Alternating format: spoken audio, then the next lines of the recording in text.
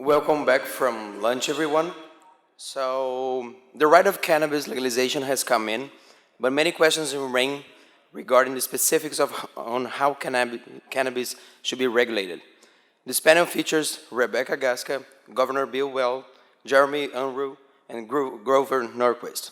For questions, please tweet your questions to @GroverNorquist on Twitter. Please welcome our speakers to the stage.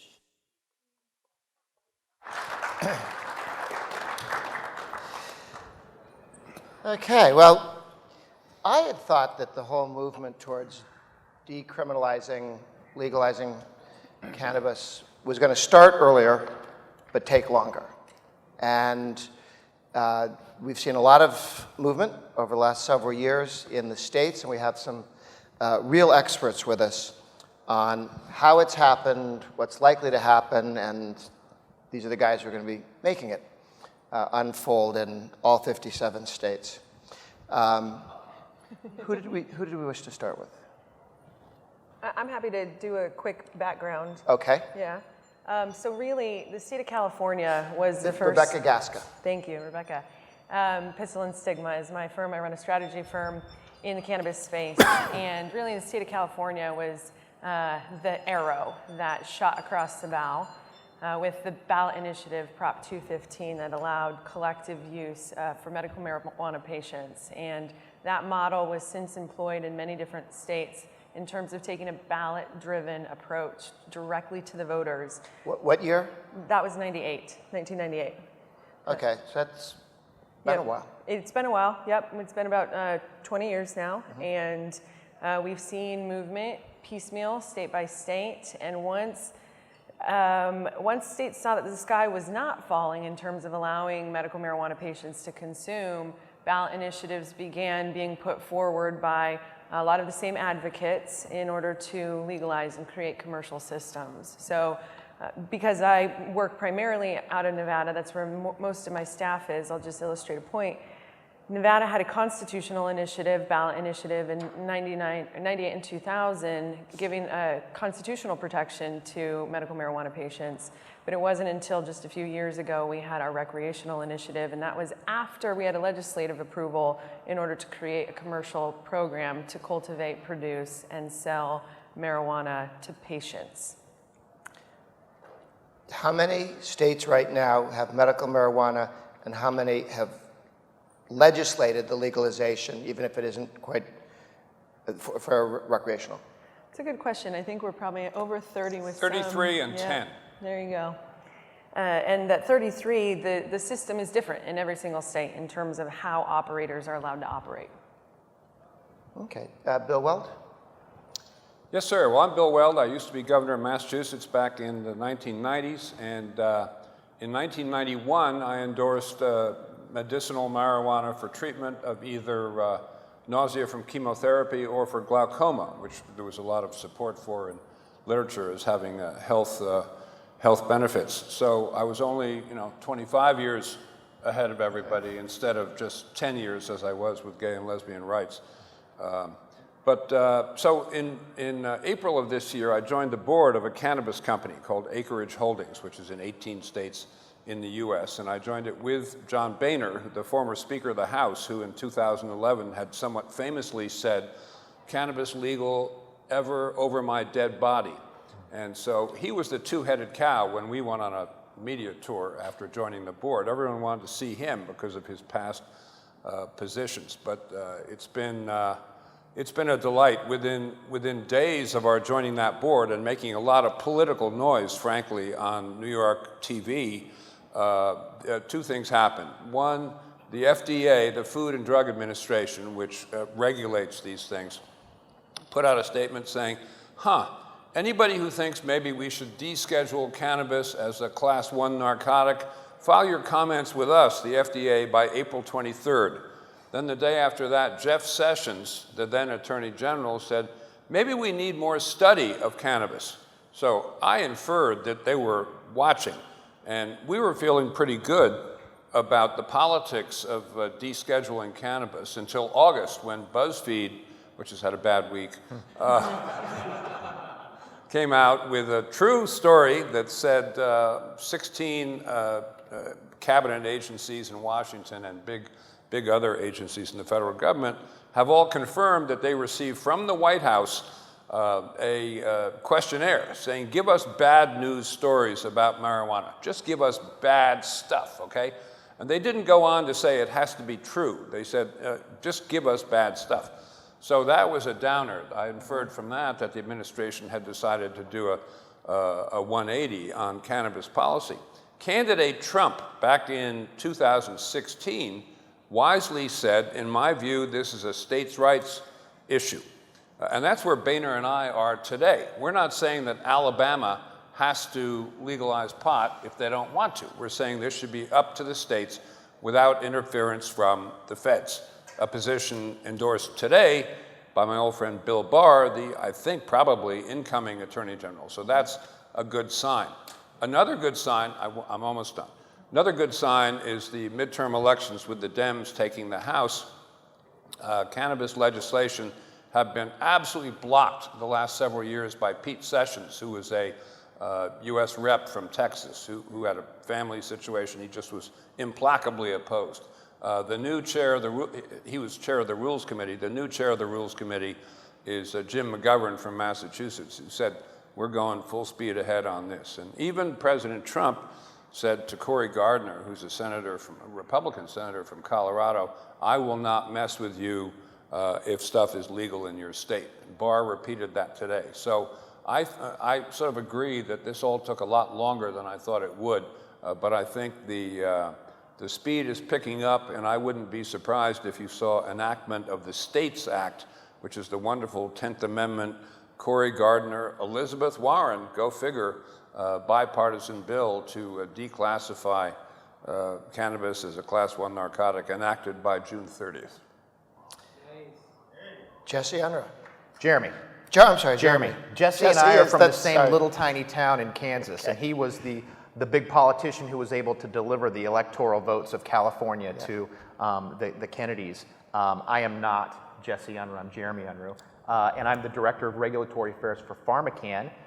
We are an operator, a medical cannabis operator, and unlike my learned colleague from California and Nevada, we operate in the eastern United States, which are traditionally thought of as the more rigidly regulated, truer medical cannabis programs. I'm a lawyer by trade.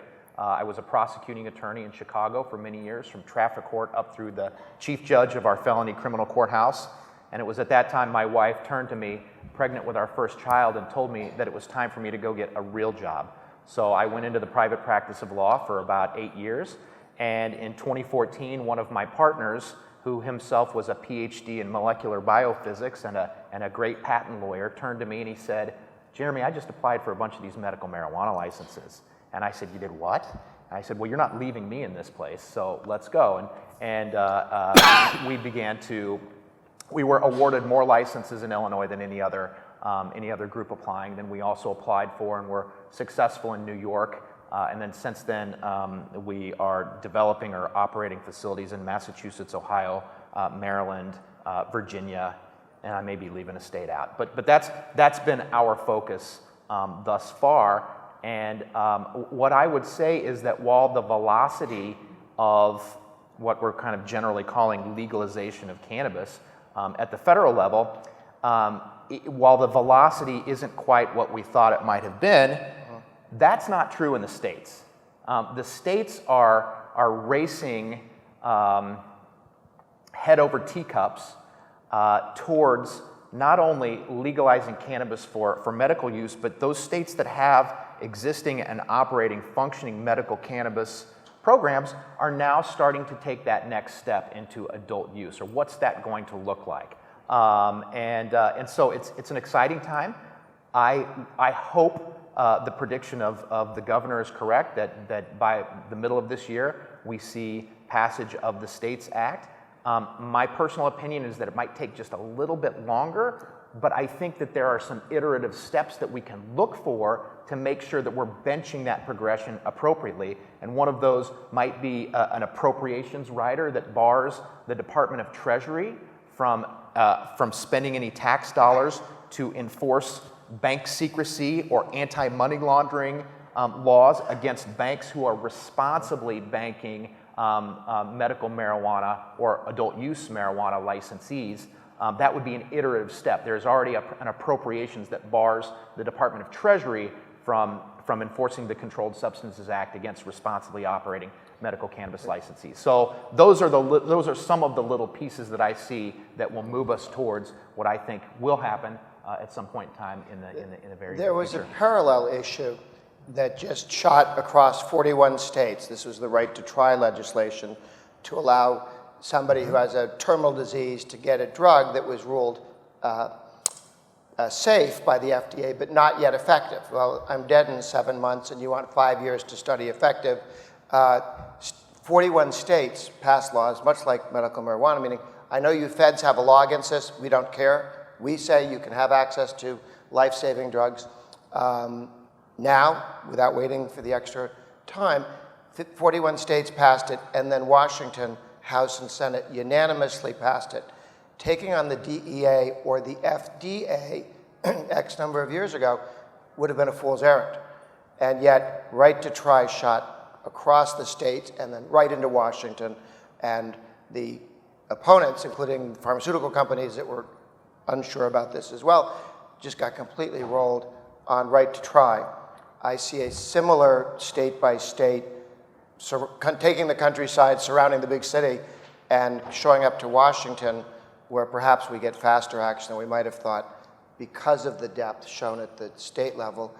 How do the three of you see the enactment in the state level? I worry when someone says, we should regulate it like alcohol, which is the worst regulated consumer product in the world, because there's a constitutional amendment that says states can do any stupid thing they want. You can do all sorts of products that the states can't interfere with interstate commerce. You can with liquor, because when we were undoing prohibition, we only sort of undid prohibition. New York governor put out his proposal for deregulating marijuana, legalizing marijuana, 171 pages. How do you take 171 pages does not legalize something. Like a sentence legalizes something. The rest of it was clawing back whatever the legalization was. How much damage is being done as people try and do it safely or politically safely? How much of the liberalization are we losing when it's overregulated? And is that with us for 50 years or 5 years? It's with us forever, I think. It's really hard to undo 171 pages of legislation, for sure. I think on the velocity issue, Idaho will be interesting to watch, because so far they don't even have medical marijuana, but it looks like there's going to be a ballot initiative to just jump right into legalizing recreational use, perhaps next year. I haven't actually been able to see any of the intent of the drafts around that, but ballot initiatives are interesting because they're drafted specifically, simply, generally speaking, so that they can be messaged well to differing audiences. Legislation, however, can get quite complex. In Nevada, our ballot initiative was a couple of pages, but with some distinct sort of giveaways to the alcohol industry. I can't agree more. I don't think we should be messaging treat cannabis like alcohol, because it's imperatively not. It's a very complex plant that does deserve a lot of more research for sure, but it is not like alcohol. Grover, I think the administration has shown some bad instincts here, like the day after Canada did full adult, naked, legal, open kimono marijuana, the administration put out something saying, we're going to arrest everybody at the border who's coming in from Canada if they have any change in their pocket, which is the product of the marijuana industry. So their instincts are not good, but I don't think their instincts are going to survive, because the politics of the cannabis issue writ large is simply impossible for a national administration to adhere to a Schedule I view. And I say that because of the interest groups involved. Think of the millennials. What did they think when someone says, no, cannabis has to be proscribed? Think of the elderly who use cannabis for pain, and it can be topicals, it can be cream, it can be vapes, it can be anything, but there's a whole lot of them. Think of the most sympathetic interest group of all, the veterans who under current federal law cannot even use cannabis without being classified a drug abuser by the VA and bounced out of their VA benefits. I mean, that's totally crazy. And you know, even the FDA, which supposedly is on the other side of the issue, that's a federal regulatory body. They recently, in June, they granted full authority to Epidiolex, which is a British-owned company, the only reason they were able to do it, but which has a cannabis extract which absolutely stops untreatable childhood epilepsy in its tracks. So what are we going to do? Say we want to go back and have those kids start having those seizures again, 300 a day? I mean, it's politically unfeasible. Two things. You can tweet at me at Grover Norquist. Some people are sending out very nice things about how fun this is and interesting. But if you send to me a question, I will get it into the conversation as well. Thought on how bad is the overregulation that states are putting on this on the way out the door in order to not look like they're passing it out to 12-year-olds, and how possible will it be to cull that back? Well, you know, there are, newsflash, and I think you were touching on this, there are public health risks associated with cultivating and dispensing cannabis to the general population. And so what we have to do is we have to understand those health risks, and we have to figure out strategies for managing those public health risks. And so it's a value judgment that each and every one of us has an independent thought on when it comes to where that line is between, you know, inculcating or protecting consumers and allowing people to do what they want to do in the privacy of their own homes, allowing business owners to engage in traditional market activities. So there's a sliding scale, but I think a lot of that isn't just dependent upon what each and every one of us thinks. It's dependent upon what the citizens of, say, Virginia think, or North Dakota, or Nevada, or California, because we know that Coloradans and Illinoisans are not cut from the same cloth. They have different sensibilities, different priorities, and different cultural backgrounds. And so I think that, for example, New York's 160 some odd page law, and I would have called it 200 pages when I was going through it last night, it is this incredibly ambitious piece of omnibus legislation that weaves medical in with adult use, in with hemp that is cultivated for purposes of extracting CBD. And it talks about social consumptive use, which is like a bar where you can buy a little bit of cannabis and use it there. Or it talks about cooperatives. It talks about social equity. So a lot of those notions and concepts are important, particularly as states transition from traditional medical marijuana programs, which are driven by mothers of patients with Dravet syndrome. It's driven by these incredibly vocal constituencies into adult use, which is now driven by the social equity concerns, these concerns for people of color or from historically disenfranchised communities that are saying it's not fair that all these people are making this money and we're excluded from that, particularly an industry that has been so oppressive to us over the past 50 years of the war on drugs. And so that's what's driving these more contemporary adult use movements. So to what degree should there be regulation? I don't know, but I certainly think that products should be tested appropriately. They should be packaged and labeled appropriately. They should be we should discourage those who are of a tender age, whatever that age might be, from using these products unlawfully. We should have to, people of a tender age should have to prove they're of a particular age before they're able to purchase cannabis rather than buying it by the bike racks. So I do think that there is some degree of regulation that is necessary for the public health, but also necessary to make the most conservative lawmakers in in the Bible Belt of the United States comfortable? You know, on the impact on communities of color that you mentioned, the war on drugs actually had an 8-fold or more negative impact on minority communities as opposed to white communities. 4 times as likely to get arrested, 4 times as likely to go to jail if you do get arrested, and your sentence is likely to be on average 4 times as long if you're a person of color, ethnic minority, as opposed to white. That's pretty damning. Mm-hmm. Governor, you talked about the impact Boehner had when he joined on the issue and on the industry. Have you heard him speak to what moved him from hell no to this is a good idea? How does he articulate? Yeah. Oh, he has a very simple explanation. He says if you're, you know, maybe the 3 branches of the government in Washington are created equal, but one of them is created more equal than the others, and that's the House of Representatives, because you have to go back and refresh your mandate every 2 years, which means you have to find out what your constituents, the people you represent, are thinking. And I, John Boehner, darn well did that. And I saw, you know, I saw the public opinion go from anti-marijuana, reefer madness, all that, as recently as the 70s, to now over 90% of adults in the U.S. approve of medicinal marijuana, and over 60%, 64%, last big poll I saw, approve of adult legal rec.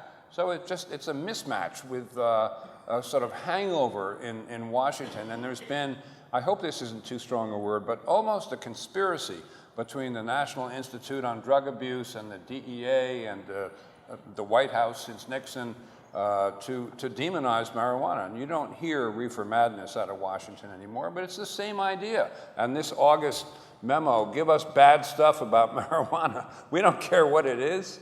Hey, some old shibboleths die hard. It will be interesting to see where that message is coming out of the administration. Certainly the original Attorney General was very problematic, but I was assured by the Colorado Senator that he had commitments both from Trump directly and from Mitch McConnell that they would find a must-pass vehicle to deal with. I think they will. Yeah, and that's, I don't know who else is out there scurrying for stuff, but from the top there is a commitment to get a vehicle to allow states to operate and have the feds allow banking and not to have federal law being enforced against state law. Yes. I was just going to say that I think this is such a salient point because right now, you know, we see in the United States all these states moving forward sort of in a disparate fashion. Right now, there are many countries around the world that are also moving forward in a disparate fashion. And because of our prohibition federally, the United States companies that are operating in the United States are not able to engage in the exportation of the products that they're creating here. So there's, you know, as we all know, there's always a workaround for something, some rule that says that things have to be done a certain way. But there's a lot of momentum in the building out of this global market, and we can't play. We have a question.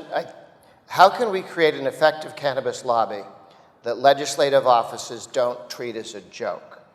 My sense is you're a little past that, but how do you strengthen the lobby that exists, and to what extent are you still running into giggle factor when you talk to legislators? I can take that. As an operator, I spend a lot of time in Washington, D.C., and in fact, that's what I was doing over the last couple of days to sort of co-locate my time with this opportunity, this wonderful opportunity. The giggle factor is past. Now, and one of the challenges in this industry, and this is not intended pejoratively, even remotely, but there is this sort of disparate face of the cannabis space, which is a wonderful legacy. You have your sort of what I'll call your Western style of old mom and pop operators on one end of the spectrum who have been in this industry for decades and decades, and then you have, you know, folks who come to it more recently and with different backgrounds in the eastern United States. And so when you march to Washington as an industry, you have all of these different faces there, and I think that's one of the challenges that the industry, the movement, I should say, has had in getting all the cats herded and pointed in the right direction here in Washington, D.C. For our company, it was only early in 2018 when then Attorney General Sessions, rescinded the Cole memo, which was this essentially open letter to his 92 U.S. attorneys saying, you know, here are the standards that we want you to employ when you're considering whether to investigate and charge cannabis operators in your state. And there are a number of factors that the Department of Justice was to look to. That was in August of, 2013 or 2014 memo. Anyway, Jeff Sessions rescinded that and gave all of us operators across the country a little bit of heartburn as to what was going to happen next. And that's when we started, you know, we focused on the state houses, you know, because that's where these programs are essentially organized and originate. And it was only early this year that we began to say we need some visibility into Washington, D.C. So what you see is these groups coming together and, you know, we want to be the first coalition of cannabis, and then you have a couple folks that don't really like that coalition, so they're going to form their own coalition. So, you know, it's still disjointed, but it is far more coalescent than it was 6 months and a year ago. Further, if I may, to the reference to global study of the drug, Israel is really the country where there's been most study for the last 30 years. They've been doing basically a 20,000 person clinical trial for the last 30 years. And they know a lot of stuff that we don't know in this country because it's illegal to study cannabis in this country because it's a class 1 narcotic. And if you look at the research that's done, the leading guy is a guy named Raphael Meshulam at Hebrew University in Jerusalem. And they've done many, many, many trials over years and years and years. And they've proved pretty conclusively that cannabidiol, for example, is immensely effective against substantively, not placebo, not pain only, immensely effective against diseases of spasticity, which would be MS, Parkinson's, epileptic seizures, as I mentioned earlier. Same for anti-inflammatory inflammatory diseases. And the granddaddy of them all is cancer. And there have been recent studies showing that if you introduce cannabidiol along with cytotoxins, which are tumor-killing agents, into cancer patients, it makes them twice as effective. It doesn't do it itself, but it opens pathways that make the cytotoxins twice as effective in killing cancer cells, otherwise known as curing cancer, not addressing cancer pain. It's otherwise known as curing cancer. And I could read you the conclusions of the study in scientific language, and no one wants to hear it who's on the other side. But it's happened. Israel is a great example of a country that is desperate for those export markets to open up. It's a country of 8 million people with, what did you say, 20,000 patients. Right. But the thing there, cannabis is medicalized. It is part of their traditional pharmaceutical research regimen. If you run a clinical research organization and you're studying this drug, this drug, this drug, this drug, cannabis, this drug, this, I mean, it's folded into what they do. And so these decision makers have been doing it for a decade. The folks that started out 15 years ago researching this are now the decision makers in the Israeli superstructure, and they're just like, we got all this intellectual property ready to go, we just can't send it anywhere. Rebecca? Yeah, I think one of the probably worst parts of how the U.S. has been treating cannabis over the last several decades is based on the monopoly that the government itself has instituted for the National Institute of Drug Abuse to only allow one entity to grow cannabis that can be studied, and that's the University of Mississippi. They've been growing cannabis and actually studying it, but the directive within NIDA only allows researchers, up until recently, to look at the negative side effects or the negative effects of cannabis. So we've had some research being done in the United States, but it's completely skewed to the negative. And I think that's why you've got some of these, folks who are still living in the different areas of government who they have just had that mindset reinforced over and over and over. And until I think we fix that issue and get more licensees who are able to actually study cannabis and for positive outcomes in the US, that narrative is just going to continue to unfortunately live on, particularly in the world stage. I mentioned that right to try, sort of people should have control over their own bodies, and drug consumption was something that wouldn't have normally been thought is likely to pass nationally as it was, because it went through the states. Then medical marijuana and medicinal marijuana and adult use marijuana. There are two other projects coming down the line. One is, what about hemp? And then we have a question, what about hemp? And second is, okay, marijuana, what about other drugs that are presently also banned, both in terms of medical possibilities and adult use? I'll say on the latter side, the MAPS, Multidisciplinary Association for Psychedelic Studies, has been doing some really great clinical research on MDMA, which is otherwise known as ecstasy. It's a street drug, and with some incredible clinical outcomes. And we expect them to have full approval to be able to begin implementing their approach under doctor recommendation nationwide, I think by the end of this year. So it's pretty incredible. It's a benefit corporation and a nonprofit that's been running those types of studies. But it should open, I think, more conversation to things like psilocybin, another very incredible plant that has been known in the, at least underground community, to also have, yes, of course, hallucinatory effects, but curative properties as well. Hemp? Hemp in Nevada, we actually wrote a law. So I'm a 10-year lobbyist. Our firm does policy work around the nation and has now worked in about a dozen states.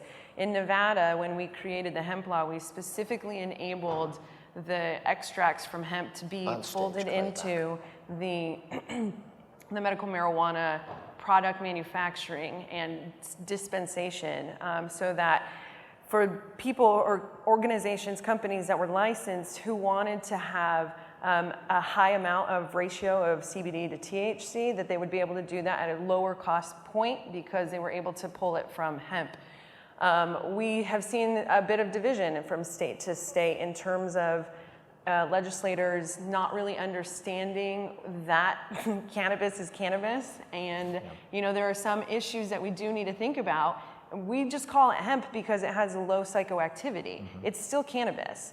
And so there are some threads that we need to consider in terms of pesticides, right? And I know that you guys really care about that, in addition to heavy metals and, from a public safety standpoint. But really, hemp is cannabis. And until people really start understanding that, and that there are properties that are valuable for that, not just from a consumer input, but industrial. It used to be used as an industrial product until we made it illegal nationwide. But until we really, I think, cycle through a couple of years of education, that it's going to take a bit for people to really understand that. And I think that is spot on from a policy perspective. So hemp is the same cannabis plant that we grow in our cultivation centers, but it's got 0.3% THC, very low THC. We grow some strains in, for example, New York, that have as low as 0.5% THC. It's almost hemp. And so when the states go ye forth and set up their hemp programs under the precepts of the 2018 Farm Bill, we have to bifurcate that market a little bit. Hemp can be grown for what I call industrial purposes: fiber, birdseed cakes, soaps that you sell at a flea market on Saturday. That's what I call the industrial use of hemp. And then hemp can also be grown to extract cannabinoids, or CBD, from. And when you're extracting cannabinoids or CBD, that product will ultimately be given to somebody who is using it for a health reason or a wellness reason. And that person may have a compromised immune system, right? So we have to make sure that the hemp from which we are extracting cannabinoids isn't grown in soil with heavy metals, is tested every once in a while to make sure that there aren't pesticides unlawfully used on these products, or even sprayed on fields adjacently and carried over, and all sorts of other consumer protections and so what we are coaching is that should be treated essentially like medical cannabis. Third-party testing and packaging and labeling and so on and so forth, so that it can be woven into the greater cannabis ecosystem, which is where it really belongs. Grover, Yes. let me give you a curveball, just an analogy, and I'm not an expert in this area, but in terms of the overall healthcare budget of the United States, I believe it's true that 90% of all healthcare dollars are spent on operation after operation after operation in the last 6 months of life, and 50% on the last month of life. Maybe a little off on that, but the percentage is staggering. I've long been a major proponent of hospice care for end-of-life care, and there may be some applications here. I don't even know what drugs other than codeine and morphine that hospice care uses, but I'd be one who would say, loosen up on that. I'm not saying assisted suicide, but loosen up on that to the extent that you can rationalize the expenditure of healthcare dollars. Along the lines of this question from the audience, when do we see health insurance companies reimburse for medical marijuana? Well, it's a good question. I think most big multi-state insurance companies are scared of it probably wheels down into the financial services industry and the restrictions on the cannabis space from the financial services industry. I can tell you that we are fortunate enough, we are in the process of doing our first in-network reimbursement for workers' comp claims in our New York dispensaries. Here, we either did it last week or we'll do it next week. And that's the first I've seen of anything that approaches reimbursement. And it's not full insurance, it's workers' comp, so it's regulated under state law, and there's some sensitivities there that make it a little bit easier. But the way it developed was a workers' comp insurance carrier was seeing claims from our New York dispensaries, and these claims have to be reimbursed manually. So the patient has to pay in cash, get a receipt, go home, download the form, fill out the form, send it in, wait 90 days to get their reimbursement. And this carrier was like, why can't we just do it in network? And he had his pharmacy benefits manager, which is the processor that does that, reach out, and we had conference calls and got our IT people together and figured out how to crack that nut. And I said to the pharmacy benefits manager, how come you're not giving me pushback because of the restrictions on banking in the cannabis space? He said, because our client wants it and we do what our client wants. And so it's that kind of bullying through the issues that is a hallmark of the cannabis industry. And so we're seeing it chipped around the margins. But So, Grover, I think ultimately the healthcare coverage is going to happen when all the walls fall at the federal level. And I don't know whether they're going to fall in 6 months or 12 months or 15 months. It can be something around one of those. And I think they're all going to have to fall together for the industry, if you will, to succeed. The Section 280 of the Internal Revenue Code says that a cannabis business cannot deduct business expenses, which is prohibitive until that is addressed. And that and the health care coverage are going to have to be addressed at the same time. And, it's a prediction of what's going to happen with the House in sympathetic hands and the Senate perhaps, in less sympathetic hands. But McConnell was the hemp guy, so you never know. And one hopes that the spirit of compromise may rear its beautiful head in Washington once again. I was just going to say, on the New York issue, that's amazing to hear that. That's the first I've heard. I know there was some talk in Oklahoma about reimbursements and cannabis being covered by insurance companies. I think we're going to start seeing that from a state-by-state level. I think it is going to take some leadership by companies like this that are really listening to their constituents or their payees. Yeah. Governor Weld was speaking to one of the challenges we have to medical marijuana or marijuana industry across the country, which is federal law. My parents told me when I was a kid, your parents probably made the same observation to you, that if you're a bank robber, you have to pay taxes on the money you steal, but you can take as deductions the guys you hire and the gasoline for your car, and that this is, even though it's illegal, your taxable income is only after expenses. Well, this has been US law for many, many years, and not just for bank robbers, but anything illegal, until 1981-82, where somebody in the pharmaceutical industry from Colombia was arrested for selling a lot of stuff, and they said, okay, we're going to put you in jail, and we're going to tax you on your money. And he said, okay, here are my expenses. This got into the newspapers. They had a fit, and all the press and all the congressmen and senators said, well, that shouldn't be.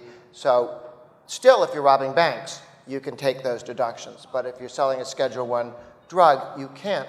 So that a 25% income tax on a medical marijuana distributor or somebody selling marijuana is a 25% sales tax because there are no deductions. 25% of the sale price if you're paying your federal taxes. And that makes it is very prohibitive. It is, again, my understanding that the commitment we have to fix state by state includes that and the banking issue. Those are the two hurdles that we have to get over to see this move through the states quickly. The States Act, the Secure the 10th Amendment Act, which is sort of the leading piece of legislation in the cannabis space, what it essentially does is it carves licensed cannabis out of the Controlled Substances Act. So if you have cannabis in your state and you're not doing it pursuant to licensed activity, whether it's an adult use purchase in Nevada or holding it and cultivating it to dispense it medically in New York, then it's still a Schedule I controlled substance. But if you as you carve that out for licensed state activities, what that does is it devolves it to the state to manage, and it also makes it not illegal. So banks are more comfortable banking it, and it doesn't therefore trigger the 280E piece of the puzzle, which means that because your business does not consist of trafficking in Schedule I or Schedule II controlled substances. So that's why that fixes the problem. It was brought up, hopefully. Reefer Madness is part of, and the Nixon administration is part of a counterattack on any move towards legalizing, decriminalizing marijuana. Do you see a second wave coming? What do you see from the opposition, however defined, that comes back and says, no, and part of that is we have had discussions about this will lead to impaired driving in Colorado. Why have I not been reading about studies that say there has been an increase in impaired driving in Colorado? Because they're not being done, because it isn't happening. I still expect an alternative view to come out and say, no, no, no, one more time. Do you see this coming? Are we past that? Do we know who it is? I don't think that you've seen that because factually drug driving isn't increasing at any marked rate. There have been studies that have been going on in Colorado for a number of years. What has been shown is that the usage of marijuana by children under 18 has actually gone down slightly, but it's not a long enough longitudinal study to actually come to serious conclusions. In Nevada, we just rewrote the law for per se levels of intoxication. In alcohol, it's 0.08, right? And that's the litmus test by which you're automatically found guilty of driving under the influence. Well, cannabis lives differently in your system than does alcohol. It's like the half-life of it. It's called the metabolite, THC metabolite. That lives in your system for many, many, many, many, in some cases, days, or weeks, depending on your tolerance threshold. 30 days. And you could be found guilty if your state is testing for metabolites, even though you're not actually impaired. And so some of these states are actually coming back and reworking those rules by which people are found automatically guilty. Nevada is one. We'll see it, I think, in workers' comp as well. Is there a state you'd point to that's doing it right? California is interesting. There are a couple of states where they've eliminated zero tolerance, so I think that's good because zero tolerance is pretty ridiculous. And they're requiring officers to be able to do field sobriety tests that can help determine a person's level of sobriety. And so I think the more that officers are being trained to recognize what is actual impairment, the better. And I think there will need to be some dollars put into training law enforcement in order to better judge. The challenge is that the science that's out there, kind of in the DUI space, there's no correlation between the amount of THC you have in your body and the amount of impairment that you may be demonstrating objectively, right? So, but like there is a correlation for alcohol. The more alcohol you have in your body, the more impaired you're likely to be. That same correlation doesn't necessarily happen in cannabis. So that's the challenge with a per se which is kind of this rule by fiat that I don't care if you're a big guy that can carry refrigerators and you can drink a case of beer and it doesn't affect you.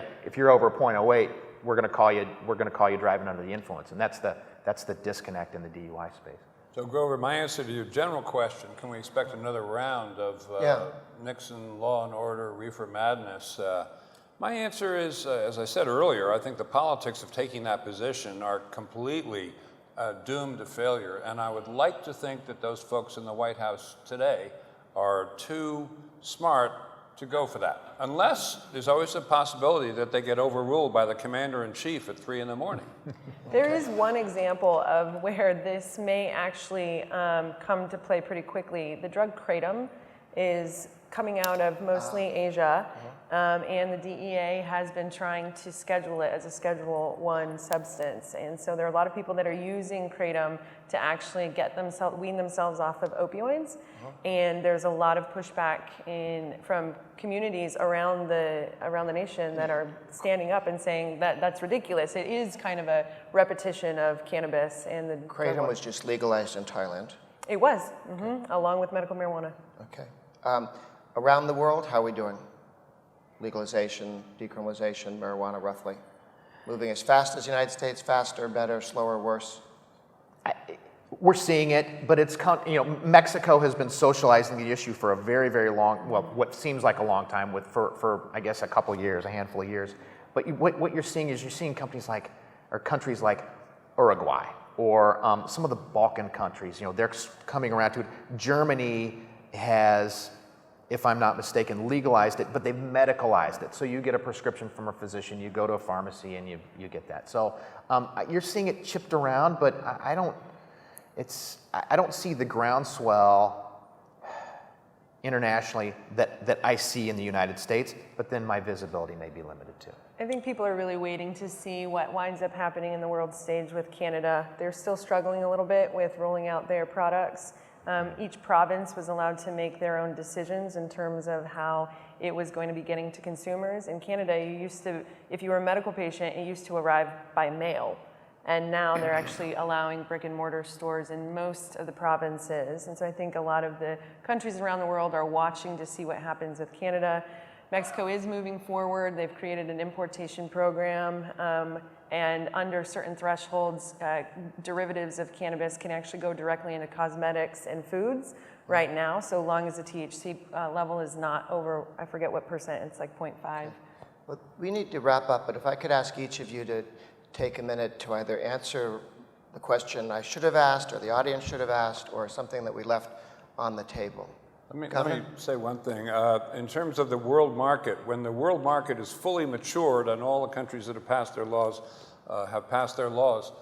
the United States is going to be 75% of the world market, Canada is going to be 10%, and the rest of the world is going to be 15%. Having said that, we do think in my company that Europe is going to be a good market. Wow. Jeremy. Anything left unsaid? You're going to get home tonight and go, I wish I'd mentioned. There's always 3 depositions a lawyer takes: the one he intends to, the one he does, and the one he thinks about he should have as he's driving home. I think that it's important to understand that while we are moving towards legalization of cannabis for adult use purposes in some notion, and those notions are different in a lot of different states and a lot of different places, I do think that the notion of individual liberty is still relevant and still important in the legacy of cannabis. And I don't think we should lose that because there's this wonderful, rich heritage and culture around this plant and this, what we do with it. So don't lose that. But understand that there are consumer protections that we need to be mindful of and public health risks, and let's be mindful of those, and let's let people do what they want to do with this. I would think that expungement of records and the disproportionate impact of the war on drugs on especially communities of color, that is a necessary, and we need to rewrite some of those wrongs for sure. I think we need to have a broader conversation about indigenous populations around the world who have been prohibited by a UN convention of commercializing or using in the sacramental way some of these other powerful plants, ayahuasca, peyote. I think cannabis is an entree into some of those meaningful conversations that really do affect dearly some indigenous populations around the world. Let me just end with the observation that we just saw the President of the United States sign the First Step Act, called the First Step Act on Criminal Justice Reform. And having worked on that topic for 25 years or more, thinking through how many laws there ought to be, how many things should be illegal, how long people need to be in prison. Some people need to be in prison for a long time. Some people don't need to be in prison at all or for very long. And a lot of corrections were made in that federal piece of legislation. It almost didn't happen several times. It was on the table to be done for the last 2 years. The Obama administration and the Ds didn't want to do it to make the Republicans look reasonable. And then it went back and forth until just this year. Much of the sense that people had in polling and so on, that there are people in prison who shouldn't be there, was from the view that marijuana was a contributor to that. And so the change in people's attitudes toward marijuana allowed a rethink on a lot of criminal justice issues, and got one large bipartisan, very interesting step forward on rethinking something that everyone would have told you in the early 80s and the early 90s would never, ever, ever happen. At the politics of that, like Boehner said, were completely in the other direction. And within a decade or two, they flipped. So every other issue you're working on in the freedom world, none of them look as bad as criminal justice reform looked in the early 80s or the early 90s. And within 10 to 20 years, you really did have not just an elite switch in positions, but a popular change in people's view, which created the elite change in political leaders going, I'm with the people on this one. Thank you very much. There's a little sign that says wrap up now. It's been there for a while.